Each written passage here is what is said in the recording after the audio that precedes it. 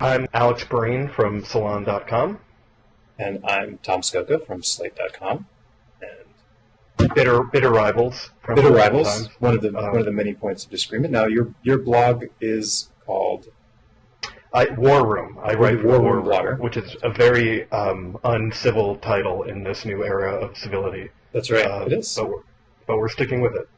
And I write the blog called Scocca, and so on. And I'm also the author of the forthcoming Beijing Welcomes You from Riverhead Books in August. And those are our affiliations. So let's see. And you are also the writer of the Salon Hack 30 list.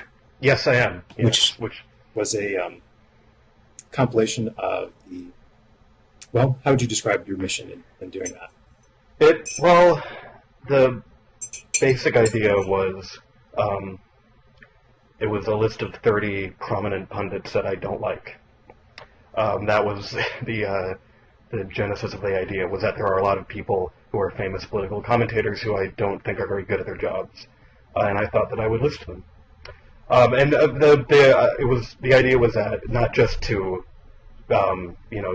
write a list of people who I don't think are very good, but also to sort of catalog their crimes against logic and their crimes against good writing and astute analysis, and sort of diagnose exactly what's wrong with them and what their recurring tendencies are, so that in the future, when you see their byline, you can recognize their tics and you can see exactly what they sort of always do that is so annoying.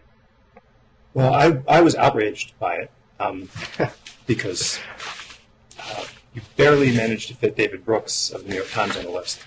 Yes, he was number 30, and I think that you put that thing out about 17 years ago in Internet Time, right? Yeah. No. Yeah, and have you reconsidered that opinion based on subsequent information? I think if I had made the list a couple of years ago, Brooks would have been much higher. But he had seemed to sort of moderate his worst tendencies in a way. But then now he's like back with a vengeance, where he's like once again delving back into sort of pop sociology in a big way, and his columns are getting very annoying again. And he's sort of bringing back some of his worst tendencies in a big way, whereas before he had seemed like the grind of writing a regular political column had forced him to be slightly more intellectually honest, even if it hadn't made him any less lazy. But now he's once again like sort of abusing social science data to describe completely fictional people in the pages of the New Yorker. And yes, that was. But he's also still in the Times, and I think he had a very exciting offering this morning. I assume you were also as taken with it as I was. It's I have a paper here, and it's a most valuable Democrat, and it is David Brooks. Take a guess, yeah, everyone watching at home. Which Democrat is the most valuable Democrat? Barney Frank. David Brooks just goes all out for Barney Frank in a way that I think is. Now, of course, it is the soon but not all that soon to depart Joe Lieberman. Yes. Who is, in Brooks' estimation, just a singularly valuable contributor to our national political discussion. Rounds up lots of commentary by people saying polite things. Right, yeah. Half of the column is I got an email from various Democratic senators, and they right. said very nice. And some of them are fairly boilerplate, like Harry Reid. I assume Harry Reid's spokesperson was like Joe Lieberman, nice guy. He was an integral part of the Democratic caucus when he chose to be. Yes. And yes, yeah, it's all. But the Senate is such a vicious and contentious place rhetorically that it must be really hard to round up a bunch of senators who are willing to say pleasant things about a departing colleague. It's usually yeah. There's one thing about the Senate is that you can just tell that at the end of the day, none of them speak to each other or have anything in common. Right. But then, but Brooks finds a philosophical basis for this. This was, I think, my favorite passage of the whole thing.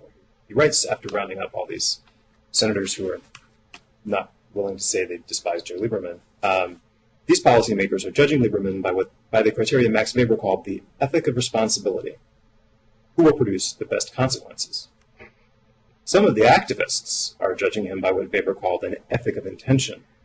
Who has the purest and most uncompromising heart? Because the big problem with Joe Lieberman is his intentions. Because the consequences have been awesome. Yes.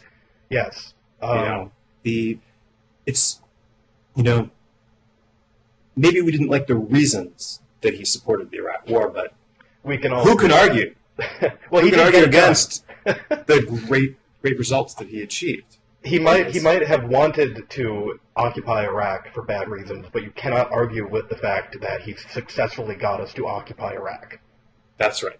I'm currently soaking my feet in a pan of cheap oil because the world oil supply has been stabilized. Yes, thanks, Joe.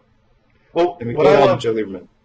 What I love is that he uses. I mean, he says at the end of the day, Lieberman was the swing vote, or at least a vote on many of these Democratic priorities, and he brings up healthcare reform, on which, first of all, yeah, he eventually did come around and vote for it, but not until after, if we're talking about consequences, not until after he helped kill the public option and the Medicare buy-in, which he had previously supported, which really made the bill worse and it made the bill less popular.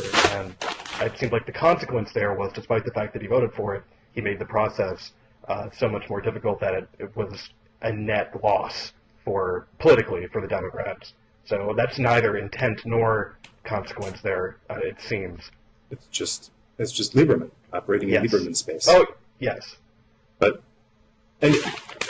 Even David Brooks, this is I think why in a future edition David Brooks might move back up your chart. David Brooks is not incapable of recognizing when someone is intellectually dishonest. But he just sort of, there have been times, like during the healthcare debate, when I found Lieberman's independence befuddling and detached from any evident intellectual moorings. But I'm not going to let that get in the way of my thesis, which is that he's a great statesman. That's the second to last paragraph, and there was something in the column, too. It's like, in praise of Joe Lieberman, and then that's the, to be fair, everything I said about him. Right. What I love is that the headline is Most Valuable Democrat, and basically what that column proves is that if you applied sabermetrics to the Senate, I think it would be impossible to argue that if you replaced Joe Lieberman with an average Democratic senator from Connecticut, it would be a step up in almost every sense. Right. It's exactly. His value of a replacement Democrat seems pretty low. Well, that was part of the of David Brooks's narrative that was particularly hilarious. This business about how the pivotal moment in Lieberman's recent career was the decision of the Democrats not to blackball him after he supported John McCain.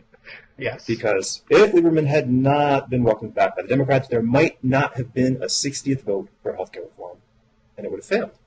Right. Sure. Then again, if Lieberman had not insisted on returning to the Senate after his own party's primary voters told him to go away, maybe there also would have been 60 votes. Right. If Lieberman had not decided to endorse John McCain in the presidential race, maybe they wouldn't have needed to, the rest of the senators wouldn't have needed to decide to take him back into the Democratic fold. Right. It's a strange little moment. There are many pivotal moments on the way to Joe Lieberman agreeing to be the 60th vote on healthcare. And many of them actually seem to pivot around Joe Lieberman doing something which Joe Lieberman could very easily have not done. It just seems like... Well, I think you're judging him as an activist right now. I think as an activist, yes. But, there's David Brooks. Maybe in his mind he has a composite Joe Lieberman, I think. Someone who embodies the features Well, folks most wants to see. That's the way I feel like a lot of people judge Joe Lieberman, based on their ideal of a, party bucking centrist Democrat who plays by his own rules. I mean, that's the one they want. And it becomes harder and harder the longer Joe Lieberman sticks around to pretend he has any principle whatsoever. Especially when you look at that pivotal moment of him, they decided to welcome him back into the caucus, and so therefore, he could be the swing vote. If he had principle whatsoever, why would his caucusing with Democrats decide whether or not he supports universal health care? Right. I mean, Right. Why did the question of whether universal health care should be backed or not come down to how hurt Joe Lieberman's feelings were and make him feel better? I think the history of the century so far can come down at many points to how hurt Joe Lieberman's feelings were. Well, he's sort of a natural to team up with McCain. They share that feature of being people who just believe that they're right and have such faith in their integrity that whichever or both sides of an issue they happen to land on at one time or another, it's always because they're doing the right thing. And, well, it's just everything is deeply personal with them. And, it's deeply personal, and, there's absolutely no outside world beyond, how it relates to what other people think of them or what other people have done to them, or, in John McCain's case, his sense of honor. There's no... the idea that, we should pass a climate bill because of the state of the climate is, that's much lower than we should do this because, it'll prove that I can get along with John Kerry or something. I don't even really know what. I was struck by the fact that Lieberman had almost gotten himself nominated vice president by both parties. Yes. Which says something about Lieberman, I guess. But it also says something about the spectacularly low quality of most of our vice presidential nominees and vice presidents. What do you think it is? Why do we get these dingbats and sociopaths as the number 2 on the ticket all the time? I think a lot of them share a quality of looking good at first glance and not standing up to any sort of deeper investigation, because I guess you don't want to pick someone who's too much of a known quantity, maybe, but you like someone who has a sort of sketchy, the biographical sketch reads well. And then, perhaps also you want to pick someone who is kind of a loser so that they, your top of the ticket is not threatened or looks better in comparison. Right. That makes sense. It's just the idea that Joe Lieberman could have been in a position to become president. Joe Lieberman's very excited about this. He won't stop talking about it. But it's, kind of appalling. Yes, it is. Or, John Edwards didn't turn out so great. Dick Cheney didn't turn out that great. Yeah. And Dick Cheney was a great vice president. Partly because of his tremendous, comforting, commanding performance next to Joe Lieberman. Yeah. Right? They get him on TV, and Joe Lieberman. Jim, he sounds exactly like the dad from Alf. Yeah. Yes. Complete sonic dead ringer. But yeah, so right, because Cheney's whole shtick was that he was very competent. Yeah, that was his job in the branding package. Because everybody was like, nobody really thought George Bush was competent. No. That was the whole point. Cheney was like, I'm going to be the grown up here. And of course, Cheney turned out to be a total incompetent. Right. But in a way that sort of never quite got across. Everybody latched on pretty quickly to the fact that he was evil. And but I think that was part of the selling. That was the evil was part of the selling. You're like, we got some evil in there. He'll do the dirty stuff that needs to be done. Right. Well, it's that sort of that old Kissinger theory, right? That the great hazard facing a democracy in foreign policy is is sentimentalism and morality, and therefore, if you just choose the most immoral path in any foreign policy, you're doing what's strong. Yes. So, and Cheney was supposed to be that. Again, where's my oil? Like everybody was, I don't think anybody would have doubted that Cheney could, start a war for bad reason. But everybody was like, win it. Yeah, no, that's the selling point. Is that he's going to lead us into this war, but a good war, a good short successful war is maybe just what we need right now. And then we'll be in, we'll take care of it, we'll topple Saddam, we'll be done because we've got this complete sociopath running things. Right, he's ruthless. Yeah, yes. And his ruthlessness will, lead America to victory and make us feel good about ourselves. Oh, and sociopathy. There was always something sort of Lonesome Rhodes-like about John Edwards to me. But I guess he was going to be completely cold and ruthless on behalf of impoverished Appalachians. That was the thing. Well, my hope for Kerry, at the top of the ticket was that once things going well for America was in John Kerry's personal self-interest, then John Kerry's relentless pursuit of his personal self-interest couldn't help but make him a great statesman. Yes. It was a hunch. Probably wasn't right. We'll never know. It's a counterfactual world. Yeah. Anyway, that's all ancient history. We're already moving toward 2012 with, I understand you're in possession of the novel of the 2012 presidential race. Is that right? I'm holding it up in front of my webcam as we speak. Fantastic. And how is it? Well, I've only read the prologue and then paged through looking for funny bits. I got to the part with the German Shepherd and I was just like, oh no, that's the story of O. Yes. Yeah. Also anonymous. No. Yes. Also not to be confused with either the Oprah magazine or the new Oprah network. But it's very exciting that there's an anonymous novel full of insider tidbits, right? Yeah, it is. And it's thrilled all the people who it was designed to thrill. The fact that someone anonymous, which, is obvious proof that they know what they're talking about, has written a political novel, a sort of sub-Christopher Buckleyan light satire of the near future. Well, it's a chance for Joe Klein to get some FaceTime, which Joe Klein really has trouble getting. Yes, yeah, exactly. It's which he has already denied writing it, which, as we know, means nothing. Because the publisher begged the press corps not to get into this guessing game. Yes. Please don't get into this guessing game. Please don't try to find out who wrote this exciting novel. Please do not pursue the deep secret. The last thing they want is for you to be calling around asking high-placed sources if they know who wrote O. Absolutely. Well, and then writing stories about it. Right. In your publication. They certainly do not want you to feverishly update your blog with denials and non-denial denials. That would be terrible.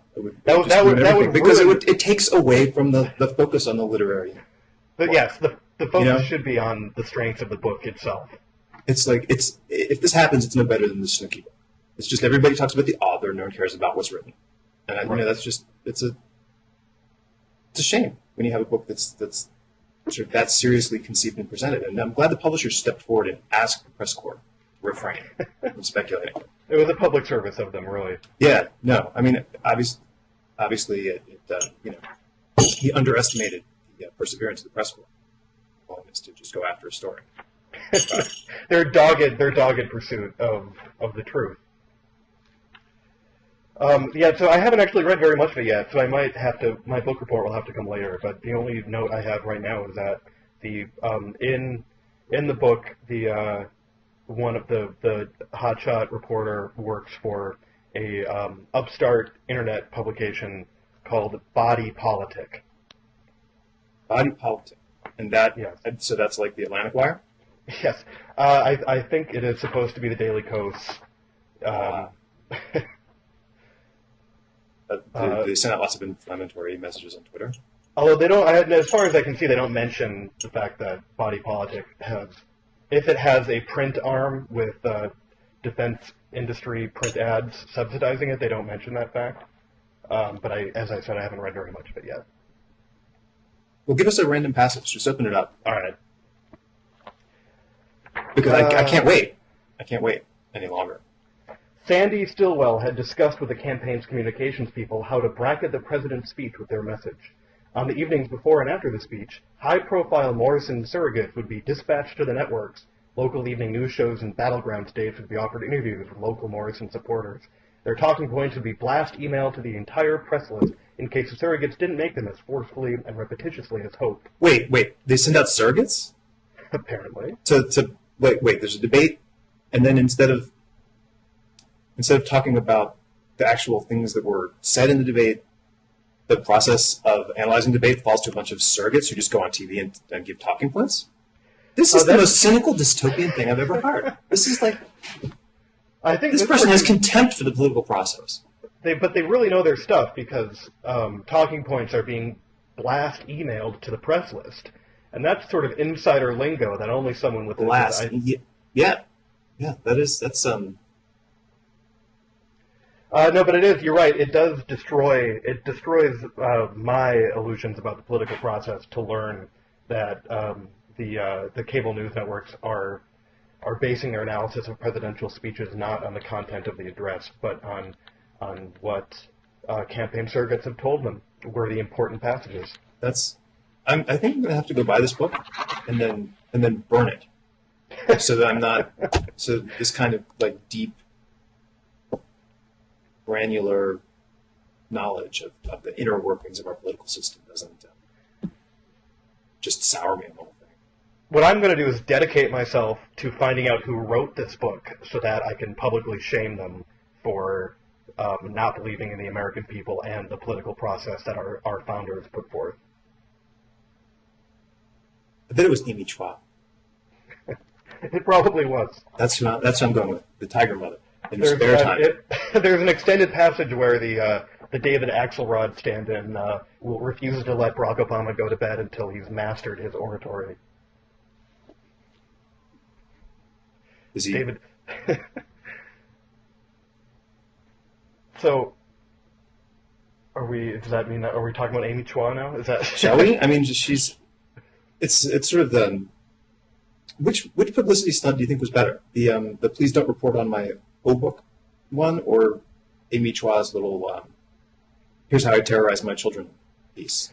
MSNBC is on during the day at the salon offices, and I'm going to say based on their daytime coverage, they have mentioned the Tiger Mother approximately 200 times more than they have mentioned the Oprah book. So I'm going to say that the Tiger Mother wins handily. Well, she has such a knack for the media that she actually even included the Roback phase, in which she said that the excerpt from her book that ran in the Wall Street Journal that got everybody talking, the one about how she chained her then 7-year-old daughter to the piano and screamed at her and forced her to learn a piece. And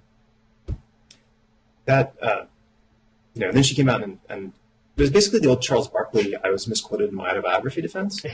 Yeah. The book isn't really like that. The book isn't really like that. I don't know why the Wall Street Journal chose to run a passage that didn't really reflect the nuance and the way that I learned to be a better parent and abandoned. The Wall Street Journal, they could have at least run that passage and then run the passage from the end of the memoir with her comeuppance, whatever that may be. Well, they could have, but it was already like 3,000 words or something. Yeah. Yeah, I have a hard time seeing how how that excerpt didn't do exactly what it was meant to do. Right. It obviously did. So, but that's the. But so, you have lived in China. Is that how you're raising your children? Well, I have to say I have a head start on Amy Chua because it's this whole hardcore traditional Chinese mother business. You have to understand that everything that Amy Chua does is basically from a traditional Chinese childbearing standpoint, is she's just trying to compensate for her embarrassing failure to produce male children. So, since I have a male child, I'm already a more successful Chinese parent than Amy Chua. Wow. And I'm sure that one of her daughters will receive a beating once she watches this, just for their failure to live up to your expectations. That's right, because my expectations are no, but wait, there are all sorts of strong Chinese ideas about raising children that you're exposed to if you happen to have a child in China. Yeah, but a lot of them just have to do with like not exposing them to air conditioning. That was a really big deal. Does air conditioning make them soft? Is that? I'm not sure. I think it might make them sick, and you have to cover their bellies. We received a set of Chinese baby clothes, which included for the summertime actually a garment that covered nothing but the child's belly. It was like a little apron, and you would see kids running around in them in the summer. But yeah, they would. At one point, I think one of the neighbors rebuked my wife because our son's belly was sticking out, his shirt was riding up. And at the time, this woman's son was walking around with his penis out. Because that's the right. The potty training approach is that you just have pants with no crotch in them. Right. So on the one hand, they're potty trained super fast. On the other hand, potty trained just means squat down to crap in the street. Yeah. So, which it's not in their pants. I can't deny that. So. Yeah. I mean, it seems like just as fair a way to do it as any other to me. But, well, I mean, what I took away from that was that from the excerpt from the Wall Street Journal was I mean, it was a successful piece of trolling, as you said. Yes. And the entire thing was set up start to finish. It was set up perfectly. And then even to the point where the kids had their own piece in the Post a few days later, in which they were like, "Oh, Mom's not so bad." And Ayala Waldman got in on the next. Yes. Rapid response. I was very impressed by the speed with which Ayala Waldman got it done. Well, in her forthcoming book, I think she writes that she much prefers to abuse her husband than her children. Is what I understand. There was a lot of husband abuse just in that Wall Street Journal Tiger Mother excerpt, really. Right. That's the secret, and not always secret, subtext of the sort of bad mommy memoir people is that there are husband issues that they haven't really worked through. I mean, the thing about Amy Chua is she's at Yale Law now, but her husband was at Yale Law 15 years before. And took her a long time, maybe even 20 years. He had a big head start. And of course, maybe she could have gotten to Yale Law faster, except she had these kids. Right? Yeah. So there's all sorts of hideous subtext. Plus there's this really weird thing. I don't know if it's, if it was just sort of the trace of something that's more fully laid out in the book, but she had this weird thing in the Wall Street Journal piece where she kept disparaging drama and theater. Right. Yeah. Children could, because that was a recurring thing. Yeah. What high achieving child would want a role in a school play? Right. You can't put that on your resume. That's not going to get you into Stanford. Yeah.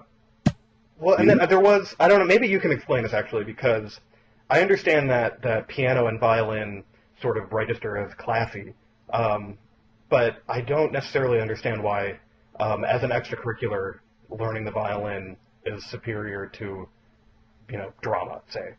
Well, then you get to the part where her husband went to Juilliard for drama, and then you just sort of shudder a little bit and you back away from the whole mess, because that's,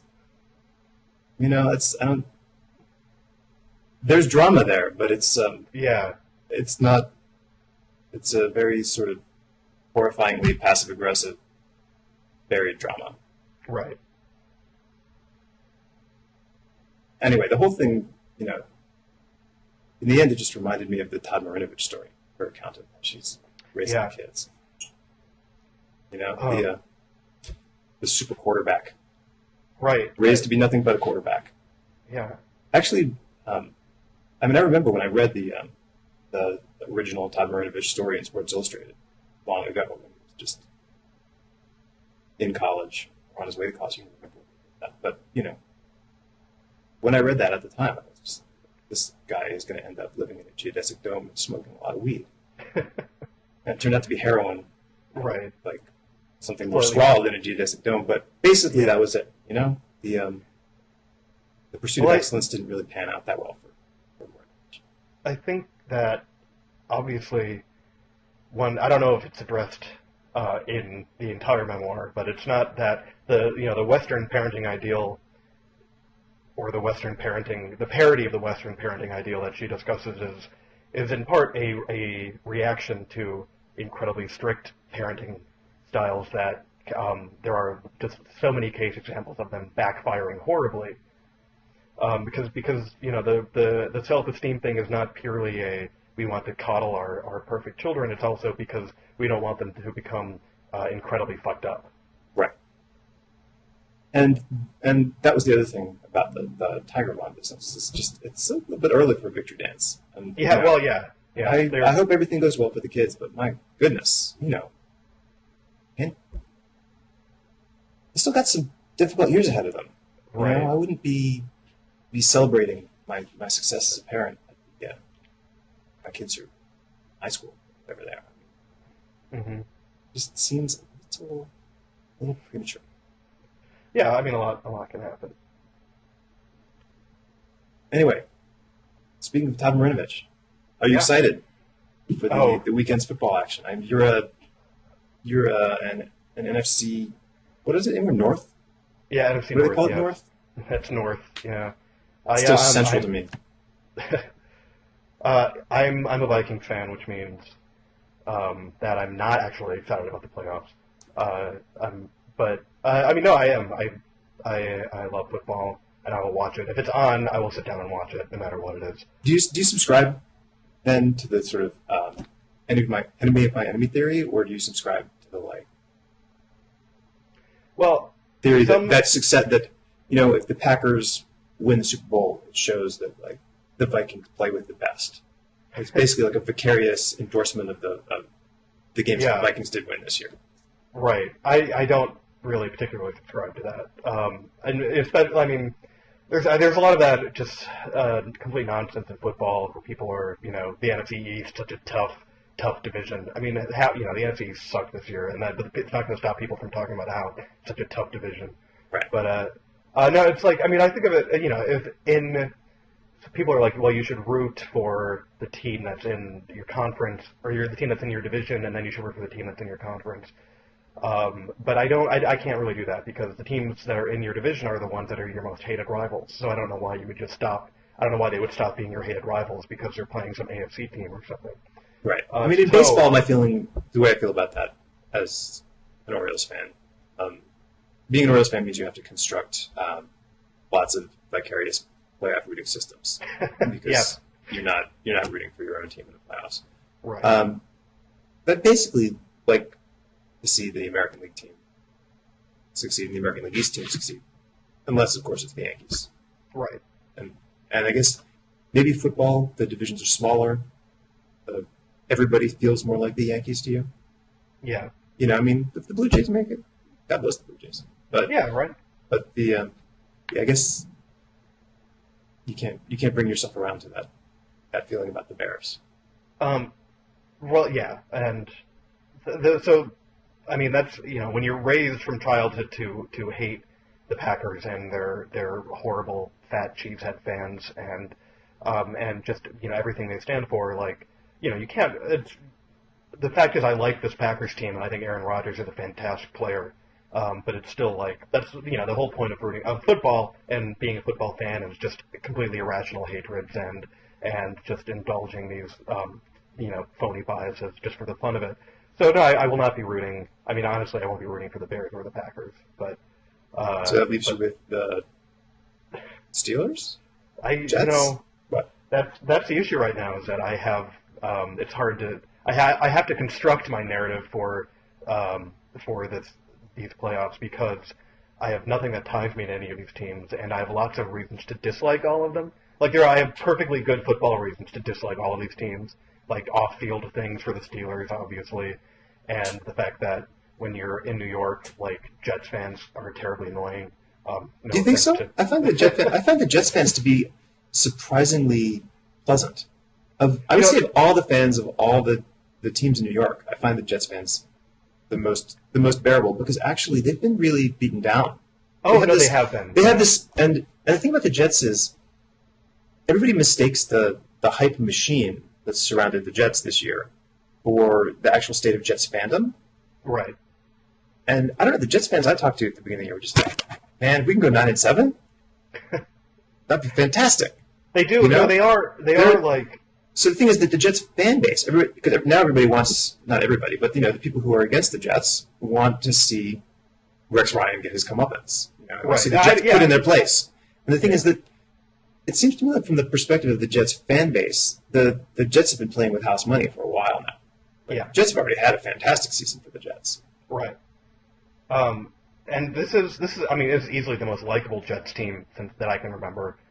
And I think that you're totally like Jets fans. They do. I mean, I think that there's a stereotype that like Raiders fans, or at least maybe this is just Al Davis, but Raiders fans always assume that this is the year that they're going to kick everyone's ass and win, and then every year they sort of stumble along. But Jets fans are so conditioned to failure. They really are conditioned to failure that if they can just pull together like a season that doesn't embarrass themselves, like they are, like as they come into it at the beginning. And I should feel, as a Vikings fan, I should relate because we do the same thing where we come into it and we're like, if we can, just do an okay job this year, like we can build on that.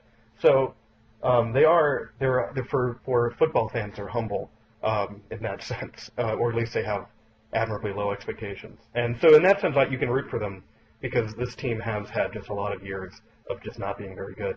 Right. I'm an Eagles fan, where I have Eagles and Colts, which I'm allowed to do because when your football team gets stolen, you have to sort of sort it out later. Baltimore. Yeah. But so my enthusiasm for the Ryan family is overwhelming. If Rex Ryan can win something, it's almost as good as if Buddy Ryan could. Yeah.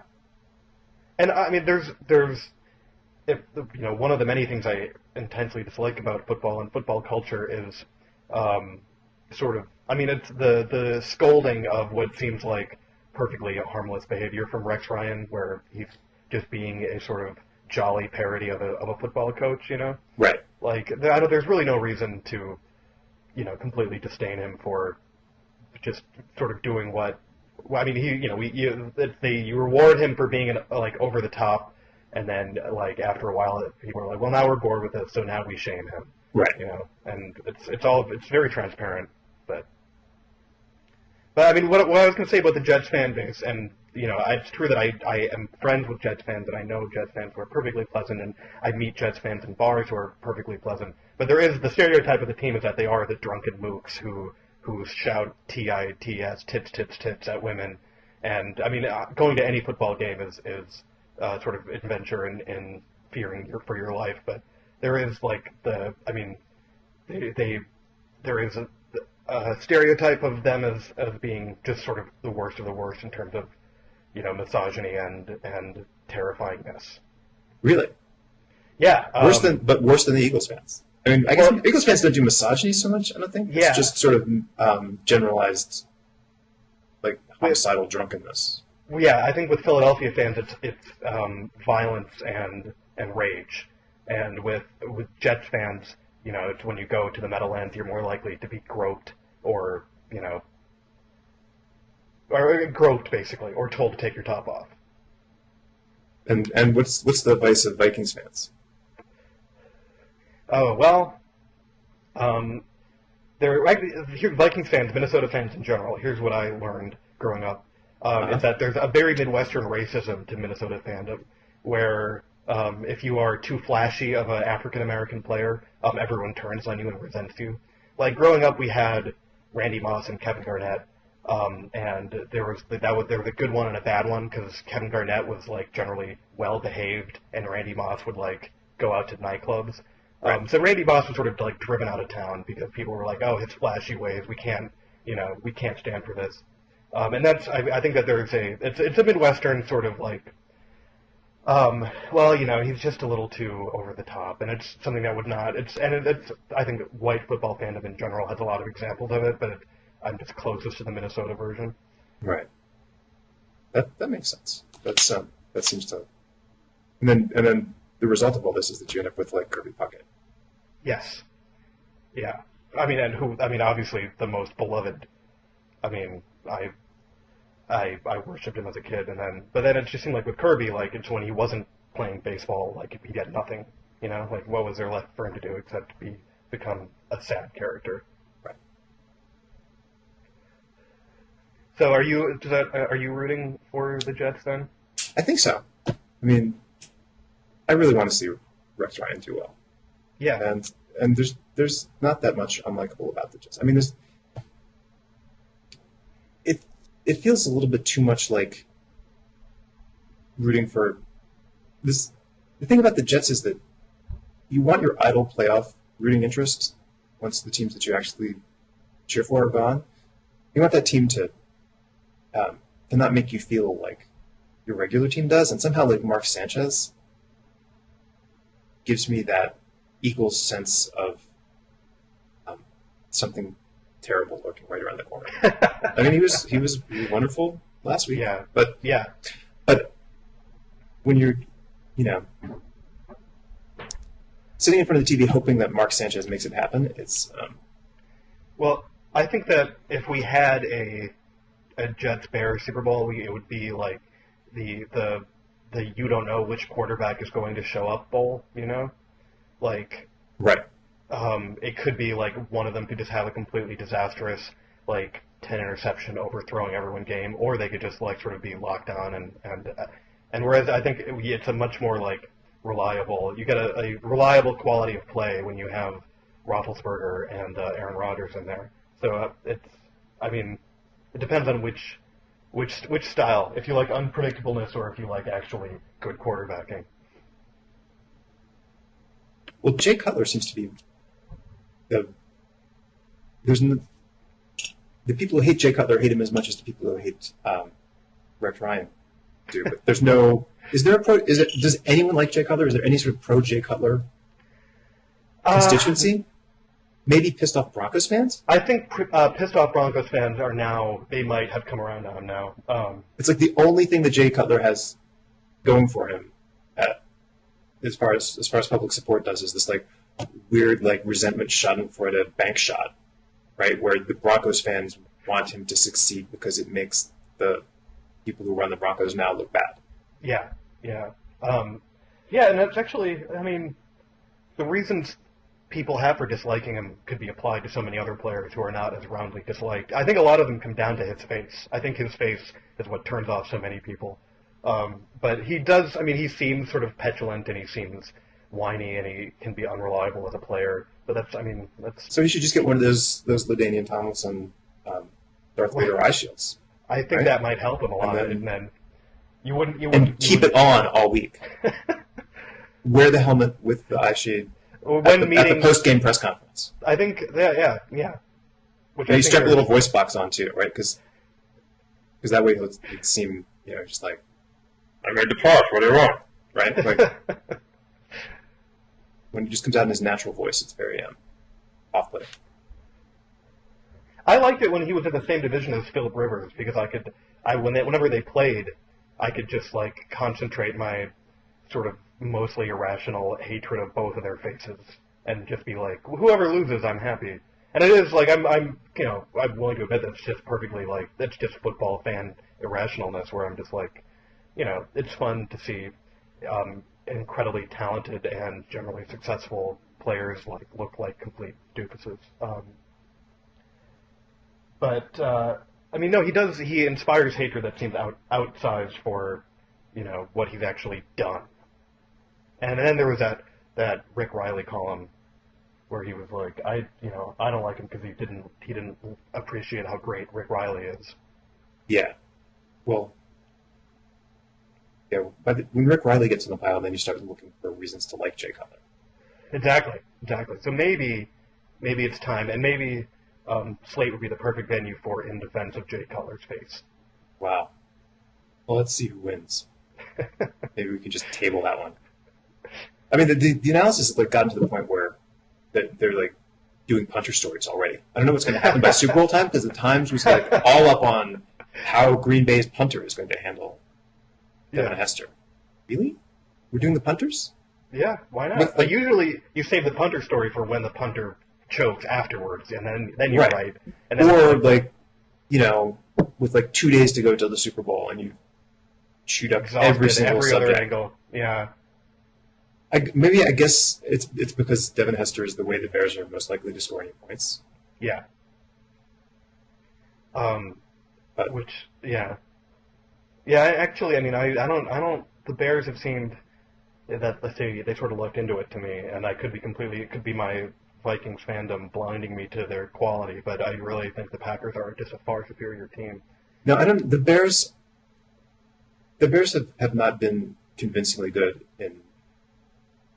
I mean, they went to the Super Bowl and it still wasn't convincing. Yeah, I mean, that seemed like some sort of weird. There was a lot of those early 2000s accidents where you're just like, how did the Seahawks end up here? Right. You just, I'll buy it when you're actually touching the trophy. But till then, I just think this is some scheduling mix-up. Yes. Whereas the Packers, my brother told me that the stat on the Packers is that they've never trailed by more than 7 points this year. Wow. Which I think is true, and certainly that could very well be true. Certainly is in line with this sense that they're not. They just seem like a really stable, highly competent team. Yeah. Oh yeah. No, they do. They exude competence, which is can be a very unglamorous quality in a football team. It's part of the reason why there's a sort of grim competence to the Patriots that Patriots haters just are very sick of. Right. But it's not. It's a little more likable on a young Packers team, except for the receivers who've all been playing since 1998. I feel like. Right. Since Brett Favre was only 35. Yes. All right. Are there any other burning issues of the day? We're down to the punters ourselves, so. Yes, exactly. I think we've covered absolutely everything until David Brooks writes a column about the playoffs. At which point we'll convene an emergency call. There will be an emergency blocking heads. We'll have a special 5-minute struggle session about. Yeah. It'll be. What would a David Brooks football player column even look like? It would be he'd be explaining why the Dolphins are in the Super Bowl. Right. It would be. I think. And by the Dolphins, the Dolphins are actually a composite of of the Dolphins plus the Minnesota Twins, right, and the San Antonio Spurs. I think it would have to be he would have to take it would be a